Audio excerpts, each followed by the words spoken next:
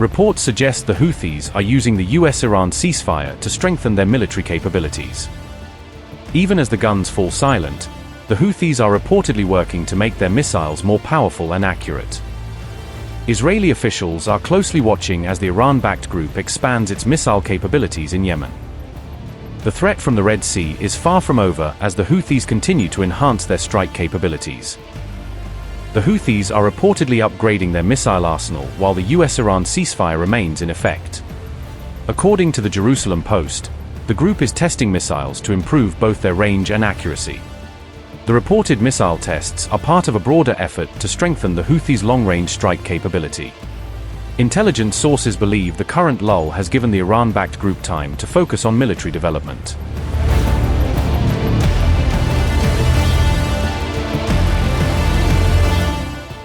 Despite being one of Iran's closest allies, the Houthis fired relatively few missiles at Israel during the recent conflict. Since resuming attacks in March, the group has launched around 6 missiles and 5 drones toward Israel. The Houthis had paused their attacks after the Gaza ceasefire before later returning to the conflict. Houthi leader Abdul-Malik al-Houthi warned the group would rejoin the fight if Israel launches another offensive in Gaza. He also claimed the Houthis remain in constant coordination with the wider axis of resistance across the region. Abdul-Malik al-Houthi said, and I quote, "We are in continuous coordination with our brothers across the resistance fronts, and we will not hesitate to fulfill our duty in response to any new escalation of aggression against any front, especially Gaza. We will not stand idly by in the face of an Israeli presence in Somaliland. We will act whenever necessary to strike any concentration of the Israeli enemy in Somaliland. Israel's account with the Houthis remains open. They will pay a price. If their leader is found in our sights, we will eliminate him." Unquote.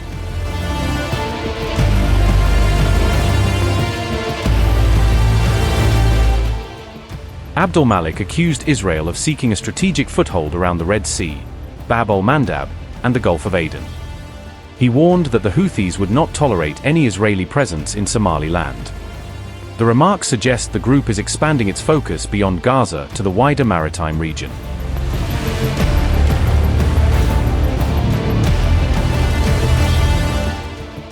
Israel did not strike Houthi targets during the Iran war despite repeated missile launches from Yemen. Israeli Defense Minister Israel Katz said Israel's account with the Houthis remains open and warned their leadership is not immune.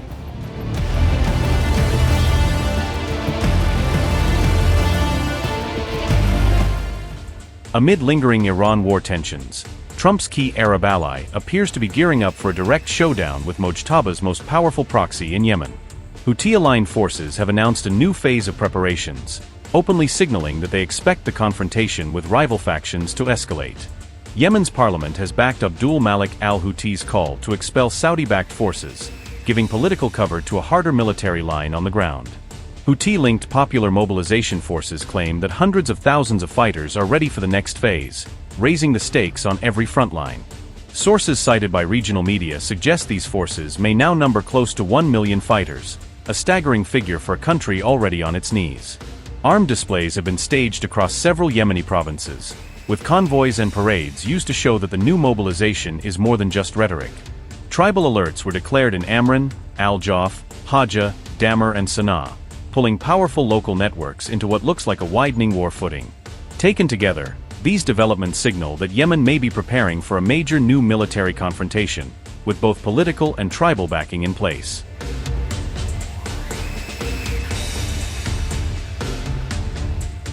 At the same time, Saudi-backed tribal forces have begun their own large-scale mobilization, ensuring that the Houthis will not face an empty battlefield.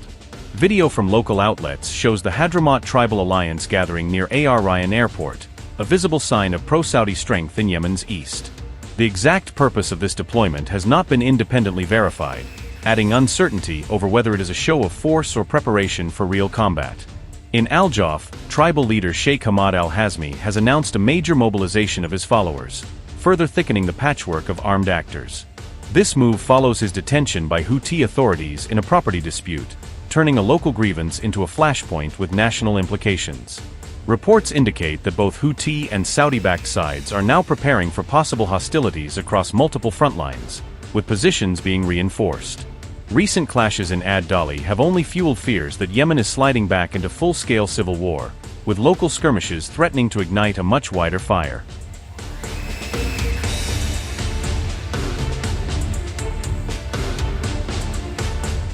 As tensions between Iran and the United States continue to intensify, Mujtaba Khamenei appears determined to hold his ground.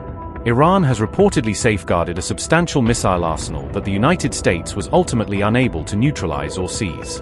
Tehran has repeatedly made it clear that there will be absolutely no compromise on its ballistic missile production program. According to Press TV, Iran's missile arsenal remains a sovereign national asset and the backbone of the country's defense strategy. Iran's missile and drone capabilities are widely seen as the factor that shifted the military balance against both the United States and Israel. It was this missile and drone deterrent that reportedly helped Tehran secure key breakthroughs during negotiations with Washington. Iran reportedly refused to accept any restrictions on either its ballistic missile or drone development programs. According to Press TV, Iranian negotiators described both programs as non-negotiable and beyond any scope for amendment during the talks. No limits, verification mechanisms, or so-called sunset clauses were reportedly accepted as part of the negotiations.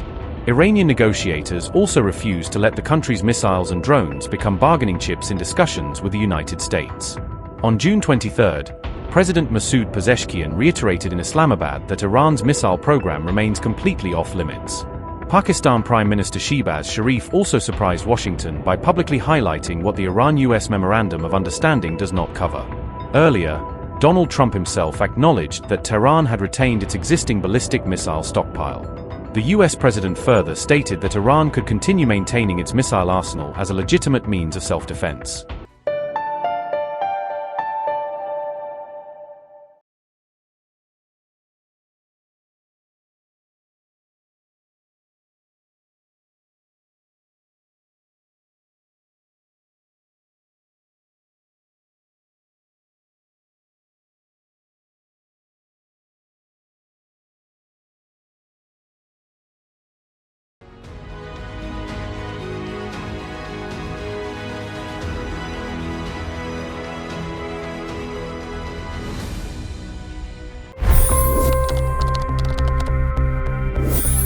$25 crore गरीब गरीबी को परास्त करके बाहर निकले।